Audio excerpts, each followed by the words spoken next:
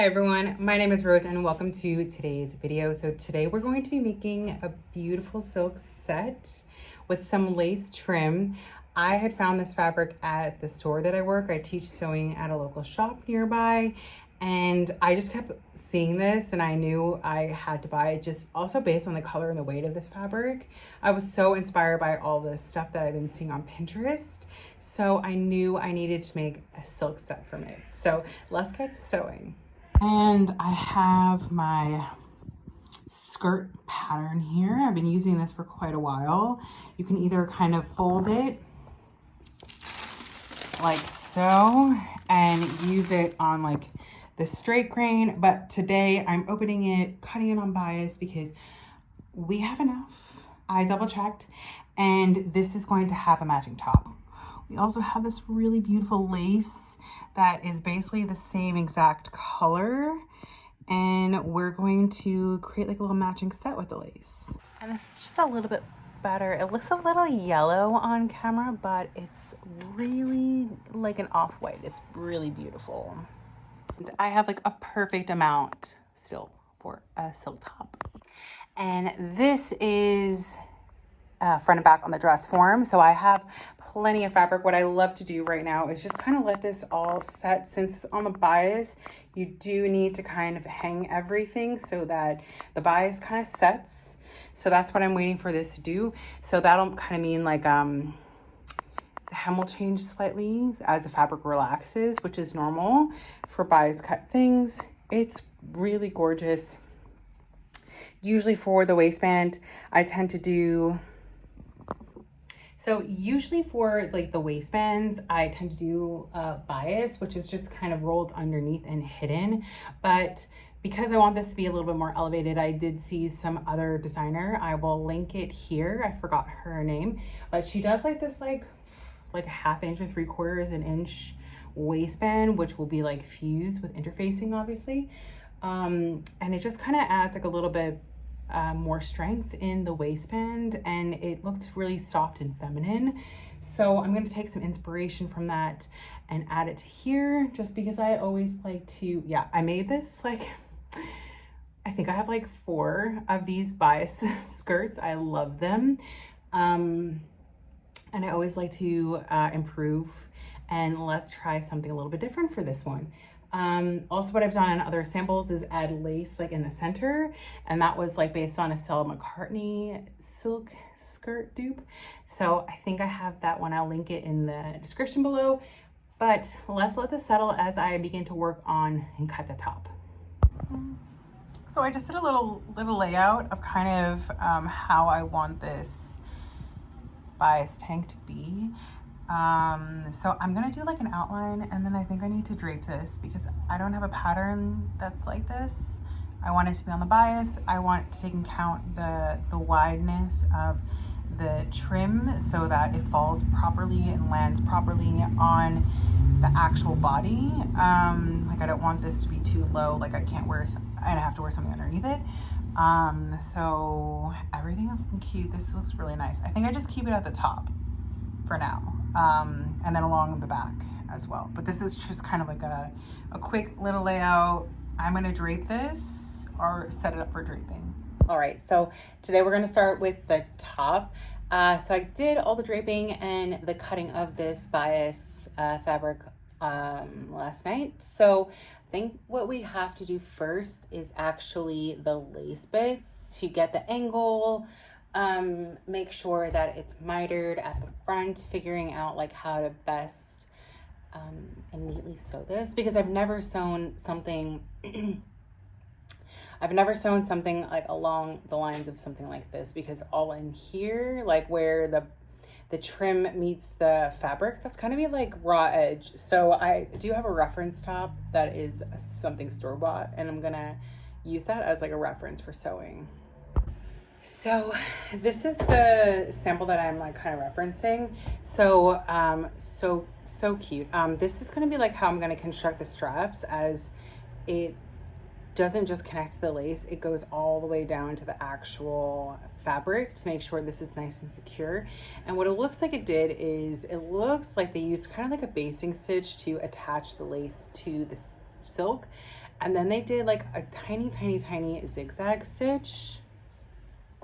They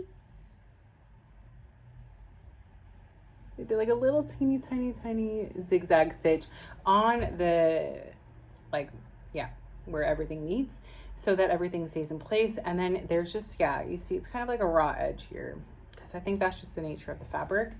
So let's kind of get to it, starting with the basting of the lace in place. Let's also miter everything, and then obviously the sides are gonna be French seam. So I think it's good to have everything basted and kind of half French seamed first, so that everything can be tried on to make sure it fits before I do all the final smaller stitching and clean finishing the French seams. So we're first going to worry about constructing the top lace part. Now we're going to give this like a little sew. This is kind of like the point, and then also here, and then we're going to sew this little miter at the center front and then apply it to the lace top. The hardware is from Rejuvenation, which if you are... Okay, so this is it so far. This is everything just pinned in place. It's going to get all basted, and then I'm going to work on the back, make sure that everything fits, and then I'm adding the zigzag before I get too crazy. But if this works, I don't know, I gotta make a lot of them because this has been so simple so far, and I don't want to jinx myself. So let's keep sewing.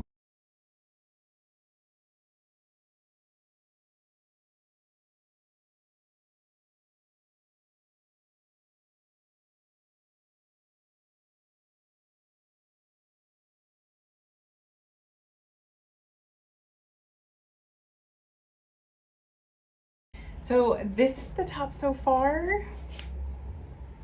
I really love like this, where this is hitting on me. I think this is so cute. I had already taken in on the sides just a little bit, and it's still like a little big, but I hesitate to continue to reduce this just because there's no zip. Yeah, so there's no zip. It's just cut on the bias. And this is the back. So everything is really cute. Maybe also even in the future, like it's kind of really nice, just like this, maybe something more structured with like boning or something like that. I'm adding the straps next, and then I have to do the hem on the bottom, which I use the band roll. I've done a couple of videos on band roll before. It just saves so much time, and you can sew so much quicker, like baby hems. I can show just briefly the process for that as well, because it is an amazing tool to have in your sewing stash. So overall, super cute. I already applied all of my changes onto my sewing pattern, so that when I make it next time, it'll be perfect. Yeah, so let's continue. So after the straps, I'm gonna prep the straps, sew the straps, and then we work on the skirt. So the silk cami is mostly done. I just have to do the hem, but I'm gonna do the skirt and this at the same time. So I'm moving on to the skirt portion. So the first thing we're going to be doing is, I already did what I did is I'm setting up for the waistband. So the waistband is gonna be about 3/4 of an inch. I've already added my interfacing. And we're going to add like a top stitch along the waistband of the fabric itself, not the waistband. The waistband of the fabric, not the actual waistband. So this just adds like another layer of security, so the fabric doesn't overstretch when we're fitting or trying anything on.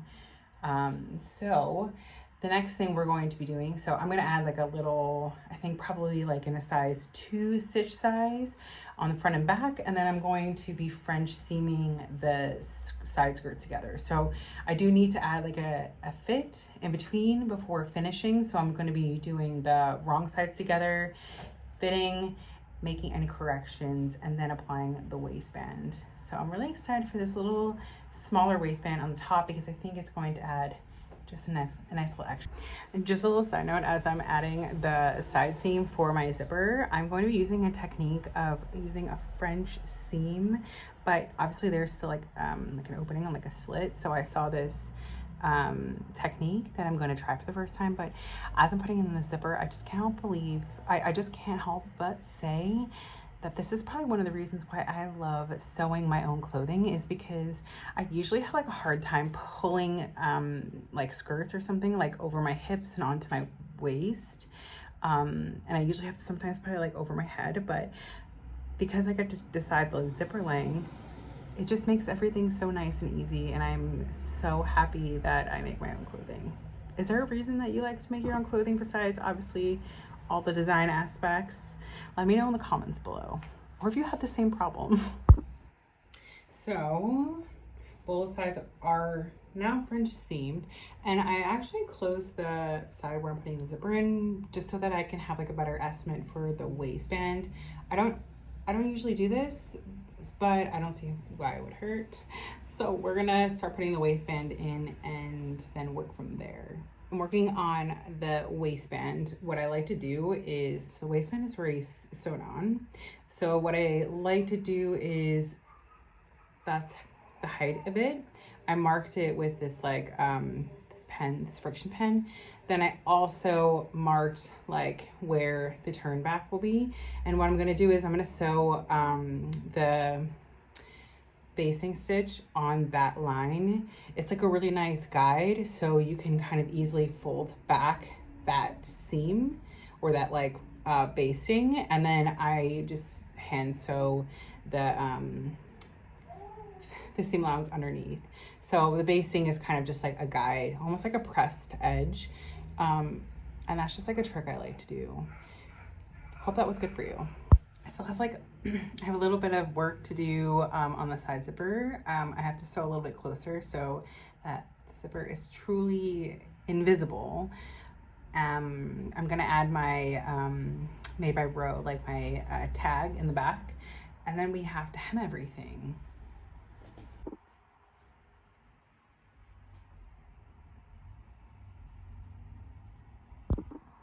So I added my little tag, fixed my zipper. I'm going to probably remove some of these over here, but overall, samples are looking really good, and all I have to do now is hem everything. I always have a problem like at the end of the zipper here on bias. I think we're supposed to technically add like a some interfacing or like a a stay stitch, but do you guys have any techniques on how to improve like this? Because I'm gonna probably have to remove some of my stitching and just kind of ease everything back into place so it's nice and neat. But if you have any tips, I would love that. So I did the hems off camera, but this is how everything came out. I really love the top especially. I didn't realize that I could make something so sweet. So I'm definitely going to be making this one more time. If you're interested in the pattern for the top, just let me know. Please like and subscribe, and I'll see you next time. Thank you so much for watching. Bye.